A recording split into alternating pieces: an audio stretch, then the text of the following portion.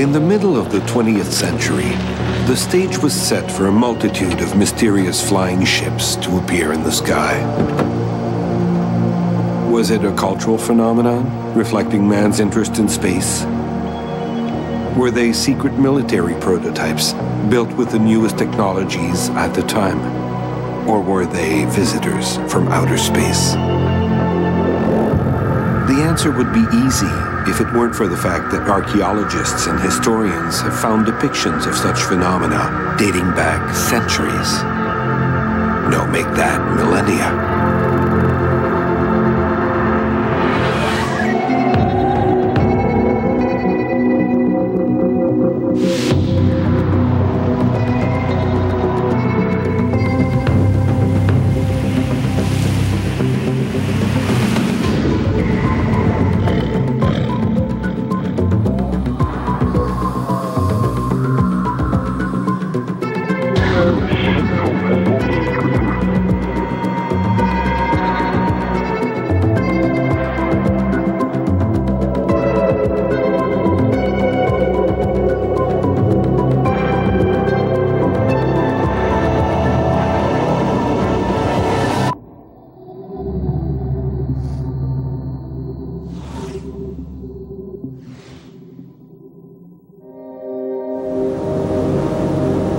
The British Airways Boeing was just starting a long turn over Labrador.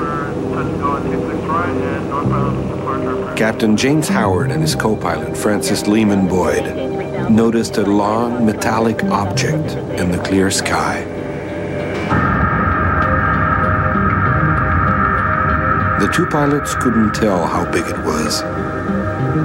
Boyd contacted the Goose Bay Control Tower to ask if any other aircraft were flying in the vicinity, and was told that there weren't any. Boyd was hardly surprised. In his opinion, this object and the smaller craft that was flying with it were not man-made. They had to be some of those flying saucers that the press had been talking about for a few years. He had always been skeptical of all those stories about Martians, but that night in 1954, all doubts were erased from his mind. Flying saucers really did exist.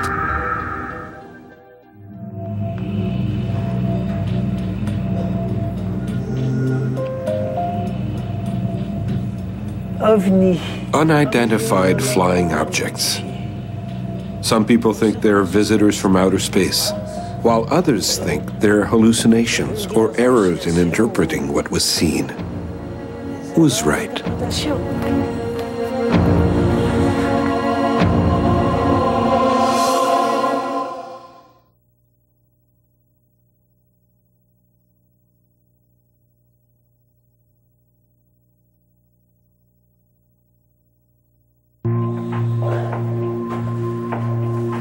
People have been saying for ages that they saw strange things in the sky. An Egyptian scroll from the days of Pharaoh Thutmose III speaks of a ball of fire, 5 meters wide, that flew across the sky 35 centuries ago. In the Bible, a star guided the wise men to Christ's manger. In August 1566, a local newspaper in Basel, Switzerland, reported that black spheres were seen flying towards the sun at an amazing speed.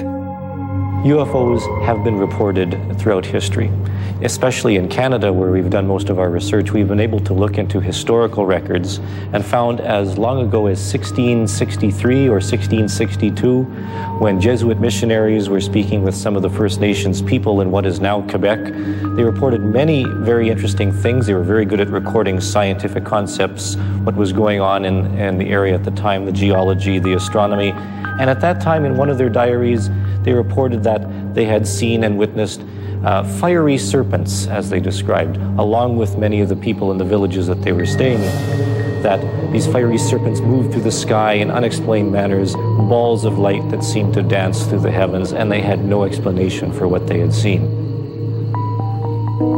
As far as most scientists are concerned, these wild stories are exaggerated accounts of well-known astronomical activities such as comets, meteorites, and aurora borealis. Man's lack of knowledge in the past regarding these naturally occurring phenomena led to individuals imagining that they were seeing incredible crafts flying in the air. In 1897, strange airships that looked like zeppelins were seen flying over the United States.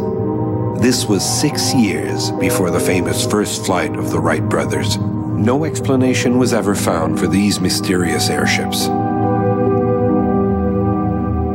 In 1915, over Parliament Hill, many flying lights, the sounds of airplanes moving in the sky were reported by many people in the surrounding area, in Brockville, Ottawa, throughout the entire valley.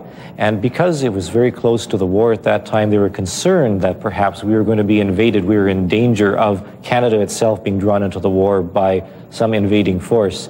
So this caused such concern among the government and among the population, and they contacted the police, that they actually killed the lights. They turned off the lights of Parliament Hill to black them out so that they would not be a target for any invaders. On June 24, 1947, Kenneth Arnold, an American civil pilot, reported having seen 9 objects flying in formation like a flock of geese while he was over Mount Rainier in Washington State. Kenneth Arnold was one of the first people to come forward with a statement that he had seen flying saucers. Now, he did not himself say they were saucers. In fact, he said that they were more crescent-shaped, but they moved like saucers skimming across the water. And journalists at the time connected this together and called them flying saucers. He was at the time on a mercy mission looking for a lost aircraft that had itself gone down, and he was with a group or a number of individuals searching for this particular aircraft. Over the next few days, strange objects flying in the air were reported throughout America. Then they began to appear in Europe as well. When asked, scientists came up with rational explanations. They had to be cases of hallucinations, mass hysteria, or simple atmospheric phenomena. In other words, they had no idea. In June 1954, the crew and many passengers aboard British Airways Boeing 377 Stratocruiser saw a large group of unknown objects flying over Labrador, Canada. When they landed in Goose Bay to refuel, Captain James Howard and his co-pilot Francis Lehman Boyd were questioned by representatives of the Canadian and U.S. Air Forces. They were told that similar observations had also been reported by others in the area. When they arrived in London, the next day, Howard and Boyd had to report to the British Ministry of Defence, which proved that even back then, UFOs were being taken seriously. Today, 60 years after the modern era of UFOs first began, the phenomenon remains as puzzling as it was back then.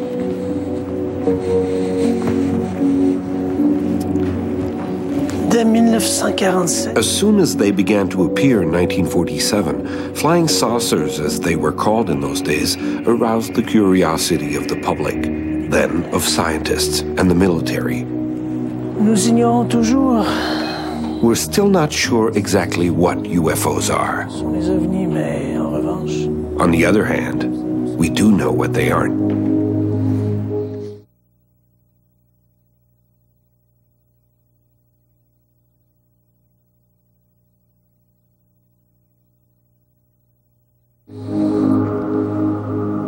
Today, when we speak of UFOs, most people immediately associate the expression with alien spacecraft. But this wasn't always the case, and this association is being increasingly questioned. Back in 1947, most people did not consider that the flying saucers that were being observed were alien spacecraft. Certainly it was popularized by some, but at the most part it was described as perhaps a Russian secret weapon. The Russians had developed something that was going to be tested over the United States, and they were worried about that, and that is why the government and military became involved. They were certain that they were perhaps an enemy vessel of some sort, an enemy device that was being tested. It was the beginning of the Cold War. Flying saucers intrigued high-ranking military officials. There was speculation that they might be extraterrestrial vehicles, but that theory was kept secret. From the 1950s on, the alien theory gradually became the most popular way to explain these mysterious flying saucers. Ufology as a science, or perhaps it is really an art, has gone through several cycles, and it is dependent very greatly on the personal bias of the individual doing the research. There are individuals who believe that aliens are responsible for the flying saucers, and some who absolutely refuse to consider that in any way. Others fall in between. Perhaps some are unusual natural phenomena, perhaps some are a spiritual phenomena, and there are others whose interests and speculations lie somewhere beyond that. Although the psychosocial approach appeals to some intellectuals, it is not widely accepted. If most of the occurrences were nothing more than the product of someone's imagination, then how do you explain encounters of the second kind? Sightings where there was a visible impact on the environment. In Montreal on January 6, 1977, Mrs. Florida Malbeuf was sitting in her kitchen in the middle of the night. From where she was sitting, she could see something that looked like a large plate 5 meters wide, landing on the roof of a building across the street. She couldn't believe her eyes, but something was definitely happening. Suddenly, she saw 2 figures moving towards the edge of the roof. She was too far away to make out their features, but they appeared to be dressed in white one-piece jumpsuits. One of them got out of the spaceship and went to the edge of the roof. He looked up and down, left and right. Then he went back into the spaceship, but there were 2 of them. Soon afterwards, Mrs. Malbeuf saw the flying saucer again. This time it rose up into the air, headed south, and quickly disappeared into the distance. Thinking that someone might be playing a cruel joke on her, Mrs. Malbeuf decided not to call the police.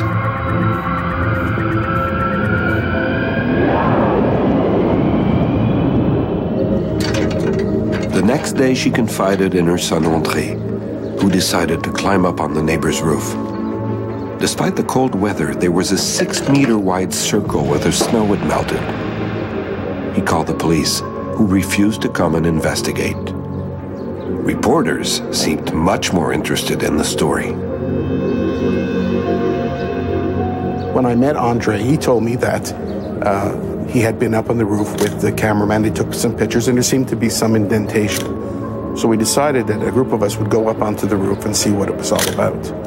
So when we got up onto the roof, we looked around, and we could see there was this kind of an indentation in one area, some melted snow, and sort of a circular type of area. Walking around, we noticed there looked like small little footprints in some area. So we cut out a piece of ice, brought it down, put it in the fridge, and I don't recall what happened to it, but we took some pictures and some measurements and documented it for later use. The footprints looked like they were made by boots. Each one was 16 centimeters long and 4 centimeters wide. I think a day or 2 later, I had come back with a Geiger counter. There was no traces of radiation. There was no chemicals in the snow. There was nothing that could indicate there was something strange in that area, other than the melted ice, which could have been caused by something we assume very hot to melt it as like that. Although the Malbeuf case was investigated by ufologists, no explanation was ever found. A mysterious circle also appeared in the Sainte-Marie-de-Mont-Noir case. At dawn on November 20th, 1989, Yvon Noiseux was awakened by a blue light shining into his bedroom. He glanced outside and saw 4 rectangular-shaped lights hovering in the air 100 meters away from him, just above his neighbor's house across the street. The incident only lasted a brief moment, then the 4 lights disappeared, all at once. They soon reappeared, just as bright as before, but they had moved slightly to the west. The lights repeated this pattern 3 times before disappearing for good. At the same time, Daniel Galarneau, who lived in the house over which the lights were hovering, was awakened by an unusual noise.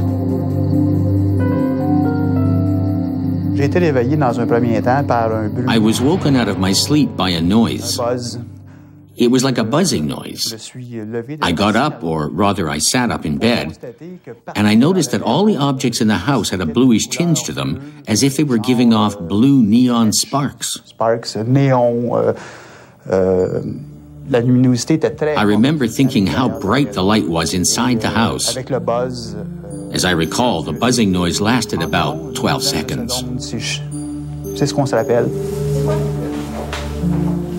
Yvonne Noiseux and Daniel Galarneau are only two of many witnesses who saw strange lights that morning over Sainte-Marie-de-Mont-Noir, a small town southeast of Montreal.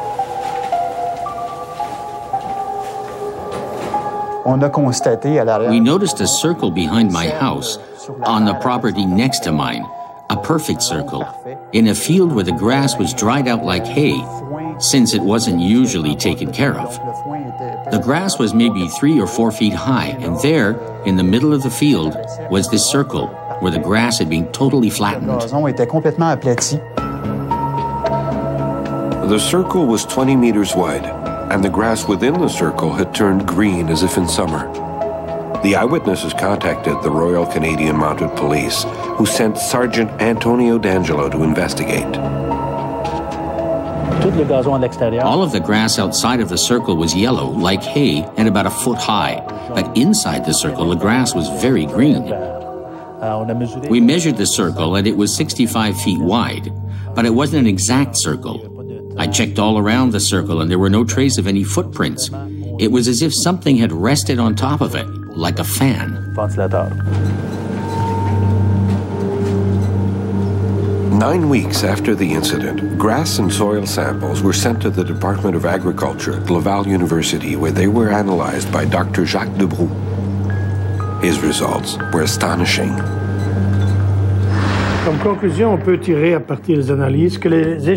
From the analysis, we can see that chemical levels in the grass were twice as high within the circle.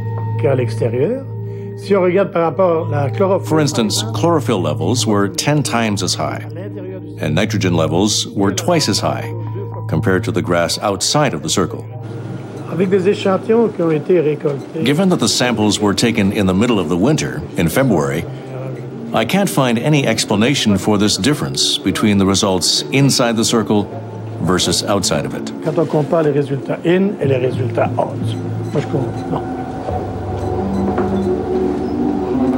9 months after the incident, a second analysis was performed using new samples of soil and vegetation. The results still showed unusually high levels of nitrogen and chlorophyll. Researchers also noted the growth of a plant that was not typically found in this environment.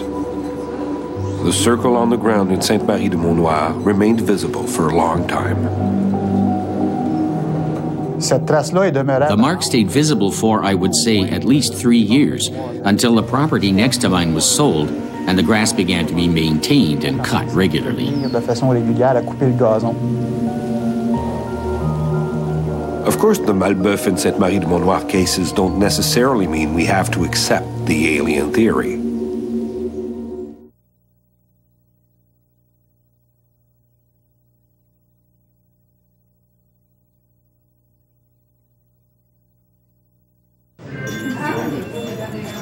In May of 1967, the Canadian Forces tasked Captain Paul Bisky to investigate a strange occurrence in Manitoba's Whiteshell Provincial Park involving Stefan Michalak.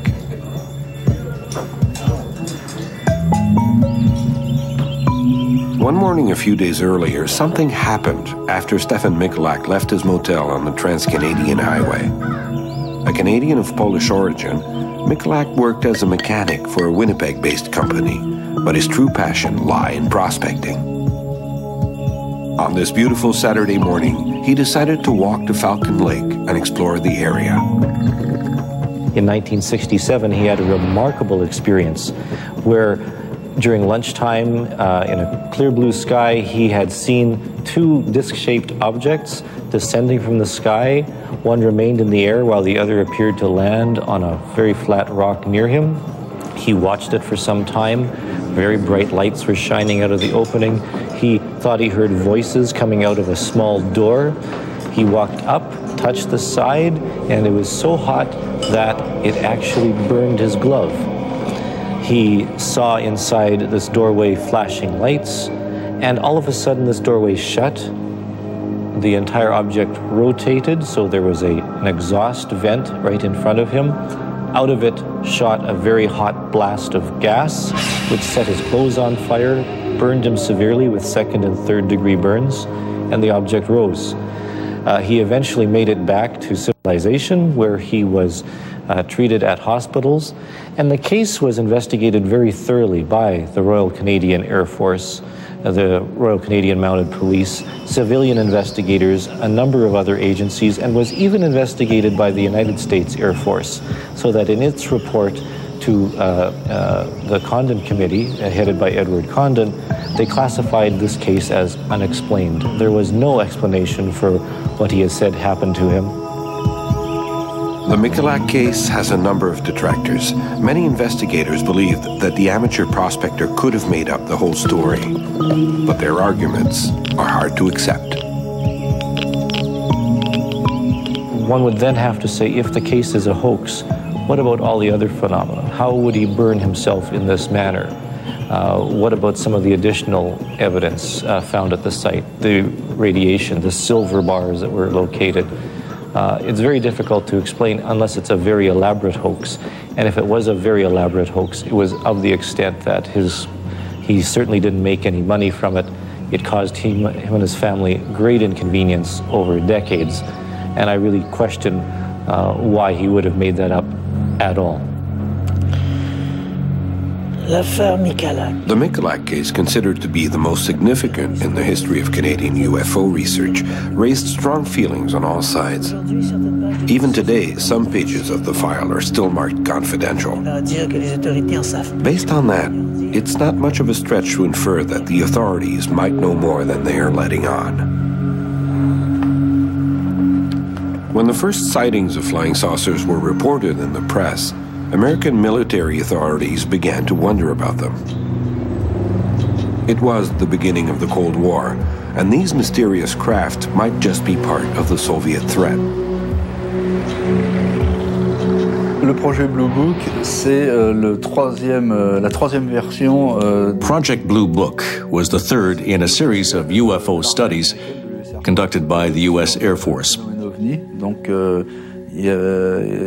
1952. In 1952, Project Grudge was discontinued, and a decision was made to provide the public with the truth about flying saucers. On va faire du vrai travail avec soi-disant des moyens pour donner la vérité au public sur les soucoupes volantes.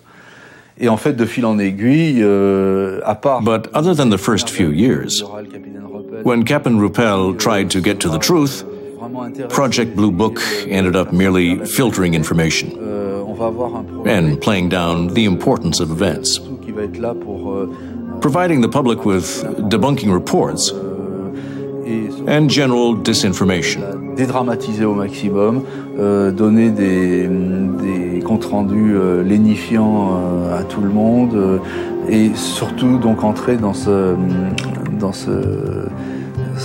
type de désinformation générale, disant qu'en fait... It didn't matter if 25,000 people saw flying saucers or if they appeared on radar or film. The government continued to tell the public that they were just a hallucination. They didn't exist. In 1969, the U.S. Air Force officially put an end to its investigation of UFOs. In Canada, UFO investigation at an official level took a slightly different track. At one point, there was a project called Project Magnet in the 1950s, which was studied at the national defense level by an individual working in the National Defense Department, but on very low funding. Some meetings were held. It seemed as though nothing was really formulated well. It was extended through the National Research Council and by individuals and under the aegis of something called Project Second Story. Similar studies were carried out in France, England, and Russia, as well as a half-dozen countries in South America. A simple glance at all of these studies shows that in most cases the authorities were just as dumbfounded as the public. We can also see that perhaps the only true conspiracy lies in the fact that while they didn't understand exactly what the UFOs were, some agencies chose to use their shroud of mystery to conceal their secret activities. In 1997, the CIA published an article in its in-house journal, Studies in Intelligence, entitled CIA's Role in the Study of UFOs 1947 to 1990. The article, written by CIA historian Gerald Haynes, discussed the CIA's involvement in UFO investigations. The article stated that many UFO sightings that had officially been classified unexplained by military authorities were in fact test flights of secret prototypes like the U-2 spy plane or the SR-71 Blackbird. When the U-2 was first designed, it had a silver body that made it very shiny while in flight. For an observer at ground level, this bright light high in the sky, higher than conventional planes, had to be one of those flying saucers. According to CIA documents, there were so many sightings like this that they made up at least 50% of all reported cases classified as unexplained between 1960 and 1969, the year that American inquiry commissions stopped investigating UFOs.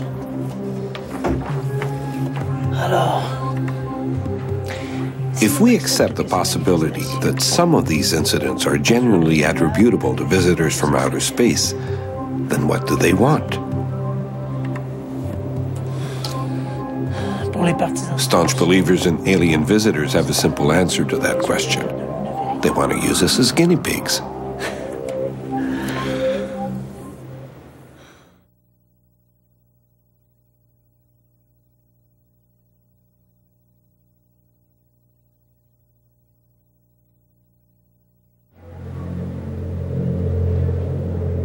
In August 2005, a group of teens went camping at Lake La Croche in Quebec.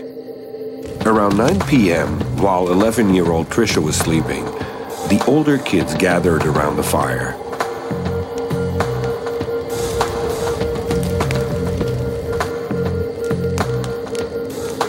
Kathleen Bellemare and her friend Stéphane Veillette saw a ball of light moving over the lake. Next came blue, red, and yellow balls that danced above the astounded onlookers. The longer my boyfriend and I watched it, the more it moved around. Then I saw the ball of light move right behind us in the woods. It got bigger and bigger as it approached us.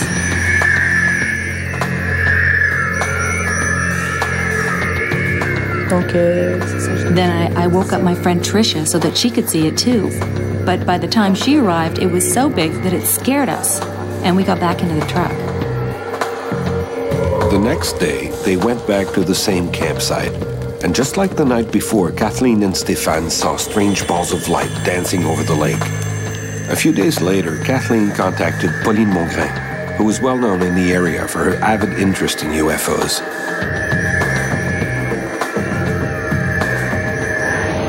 To tell you the truth, I was quite fascinated and quite surprised by what I heard, since there were several elements and several witnesses involved. So after that, I was going to... Unfortunately, I couldn't go to the site myself since one of my parents was dying at the time. One of the witnesses told me, "Hey, I'm going to go back there in a day or two." I said, "Okay." Then she said, "I took a roll of pictures while we were up there." So I said, "Bring me the roll of pictures and we'll try to have them developed and see if we can figure out what you guys saw up there." I had the first roll of pictures developed, but it was a waste of time. There was nothing on them, nothing at all. They were completely black.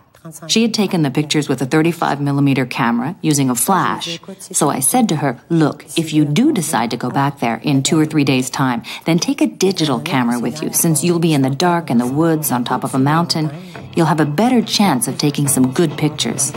And that's exactly what she did. Kathleen and Stéphane returned to the lake in early September. It wasn't long before the campers began to see strange lights again. Then, one of the spears headed toward them and moved around their campsite. Frightened, the teens hopped into a car and drove to the nearest phone to call the police. But the manager thought that they were high on drugs and wouldn't let them use the phone. Annoyed, they decided to return to their campsite.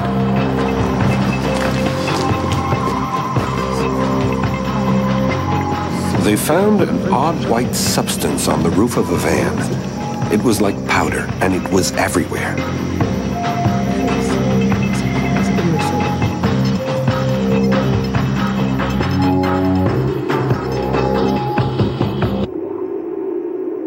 The next day, as they were headed towards La Tuque, Kathleen and Stéphane were followed by a patrol car. It pulled them over. One of the officers approached Kathleen's car and asked her to produce her driver's license. Another officer went to the passenger side of the car and asked Stéphane for ID as well. It was 7:45 p.m. Kathleen tried to get a look at the police officer who was going through Stéphane's papers, but the officer on her side of the car indicated that she wasn't to turn her head. The young woman thought the constables were acting very strangely. The witnesses said that the police officers were dressed in outdated uniforms. They were wearing these old-looking uniforms. The uniforms just didn't look like what you usually see these days. And their eyes, they had slanted eyes, large slanted eyes. The phone that they used to make a call surprised me too. It was big and black, like something from the past as well. The light on their car was turning a lot faster than most patrol cars. When the police officer finally gave her back her ID, the clock on the dashboard read 11 p.m. 4 hours had passed, but Kathleen felt like it had only been a few minutes. What was even stranger was that just before the police stopped them, the couple had filled up the gas tank. And now it read empty.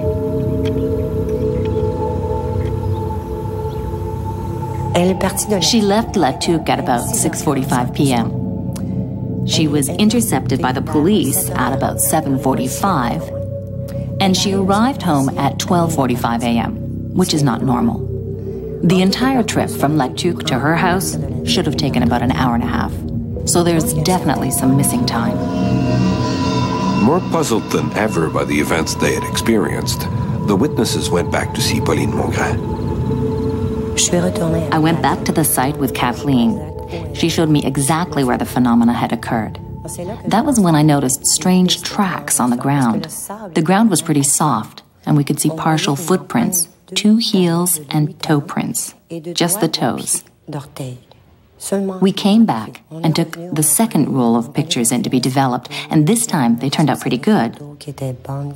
Okay, so there were spots on the pictures. We knew that the spots could be nothing more than condensation, given the atmosphere in which the pictures were taken high up in the mountains where the air was cool. And they were taken at night. But we did see some dots of light, red and blue, that could not be explained. So I sent those pictures to some members of the Quebec UFO Association for analysis to see what they could make of them. Pauline Mongrain tried to document the strange police incident. When she checked with authorities, she was told that the police hadn't pulled anyone over that night between Lake Lacroche and La Tuque.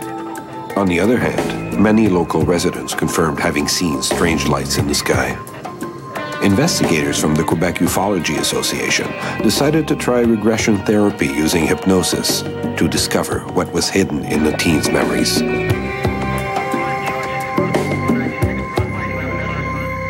Tricia was totally fascinated by the sighting that occurred on the first night, which was August 28th. She made a drawing of what she had seen. Kathleen made a drawing of what she had seen as well, and I was amazed to see how similar the two drawings were. This regression session revealed an amazing story. Kathleen and Tricia had both been abducted and taken aboard an alien spaceship. These abductions happened twice. Tricia was abducted the first night, and Kathleen was abducted during the police incident. At first, I saw myself on a table that was like stainless steel, strapped down, completely naked, and I was cold. I could really feel the sensation of being cold while I was under hypnosis, while I was telling the whole story. Then there were these two people who I couldn't see very well because it was dark. They took me by the arm and led me into this big room where there were like a lot of bright lights and complicated computers, very high tech. I felt like I was dreaming, but it was real. There were a lot of people in that room, and they were all pointing at me and suspending me in the air. I was floating motionless in the air. In the second room, Kathleen described the beings who had abducted her. Odd creatures that were anything but human. I would say that they were like average height with big gray feet, big gray hands, big eyes and a small mouth that you could barely see. And the texture of their skin, well, it was like clammy, it was kind of shiny, you know?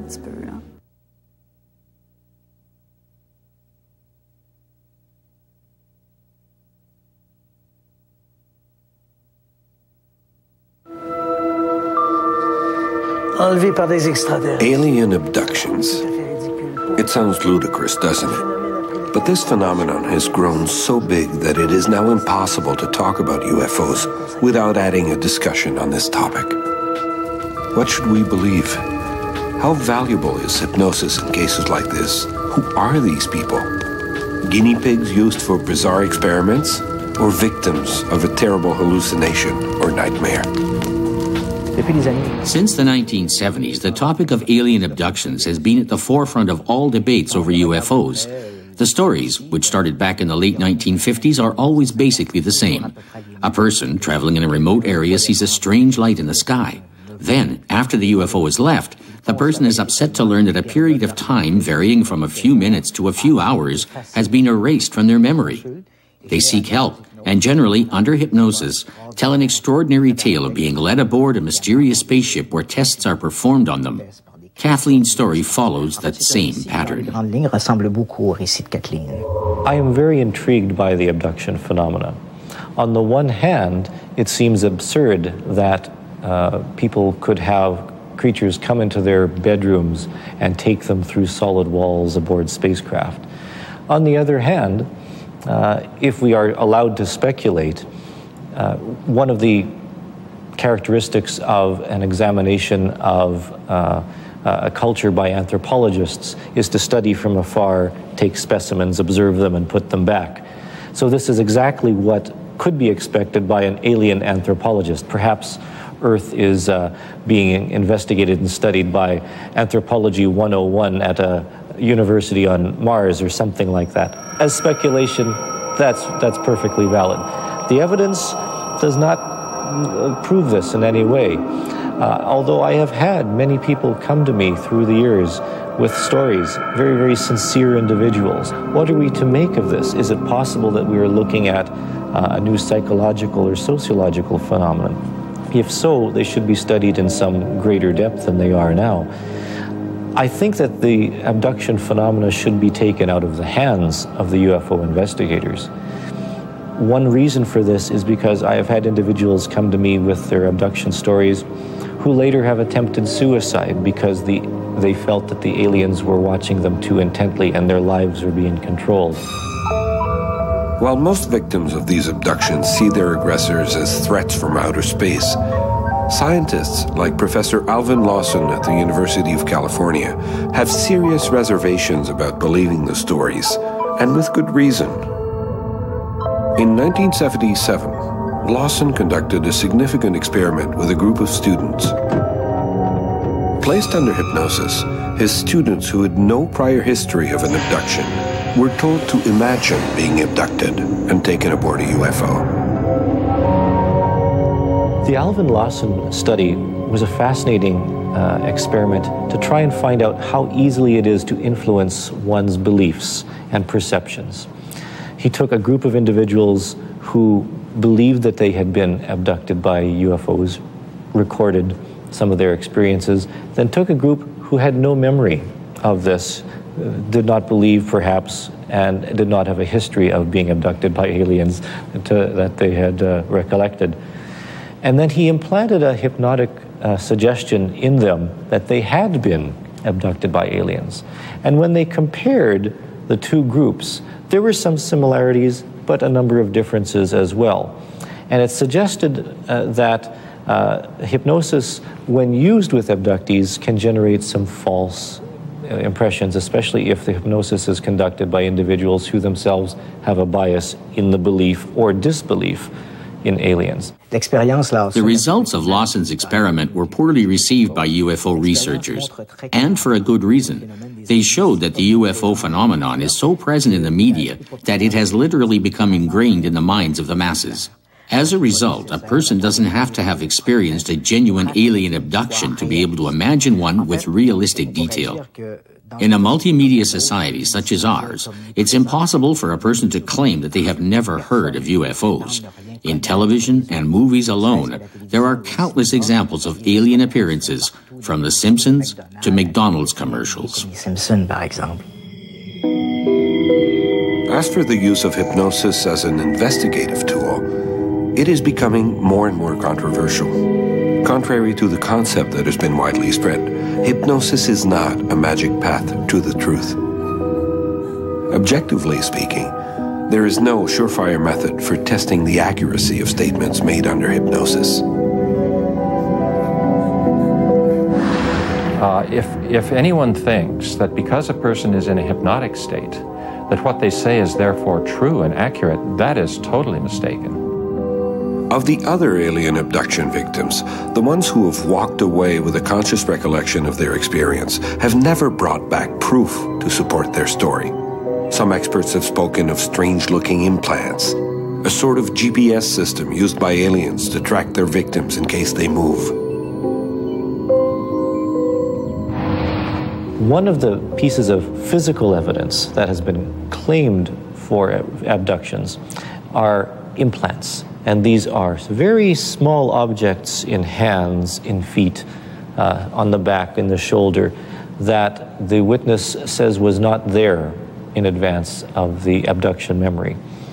And under certain circumstances where they are retrieved, they turn out to be little bits of metal shavings. Sometimes they are glass, sometimes wood, sometimes bits of calcified material. The suggestion is that the aliens are tracking them with these devices. The trouble is that because we don't have good records, an alien abductee has not been x-rayed in advance of the discovery of this, we have no way of tracing when and where this object may have got there. UFO appearances have been feeding the media for 60 years. Unfortunately, the subject is of little interest to academic institutions. And what is sad is that it has been ridiculed so much over the years that to show more than a passing interest is equivalent to professional suicide. In 1997, tired of all the nonsense circulating about UFOs, American millionaire Lawrence S. Rockefeller, who was interested in the subject, approached the country's top scientific authorities and asked them, "Why aren't you studying UFOs?" The answer was a resounding, "Because we aren't paid to study them." Their answer clearly shows the major problem with scientific research: no funding, no research. So the millionaire agreed to pay them. For 5 days, from September 29th to October 4th, 1997, these scientists were paid to sit on a panel whose purpose was to determine whether or not UFOs were of interest to the science community. Rockefeller invited the greatest UFO experts on the planet to come and present their best cases. When the meeting was over, the group of scientists gathered by Rockefeller, who had for the most part been skeptical about UFOs, changed their position. They all agreed that while the cases did not prove the existence of extraterrestrial visits, they did present many elements that could not be explained by science. Hence, they were of some interest. One of the more interesting results of this particular project was that scientists were listening to the ufologists, and where they were talking about some of the classic cases, some of the more interesting cases that had some significant evidence, the scientists were not disagreeing that the cases existed. In fact, they were very interested in what was reported. And it was the fact that they were actually listening to one another and not talking at cross purposes that produced the most interesting results.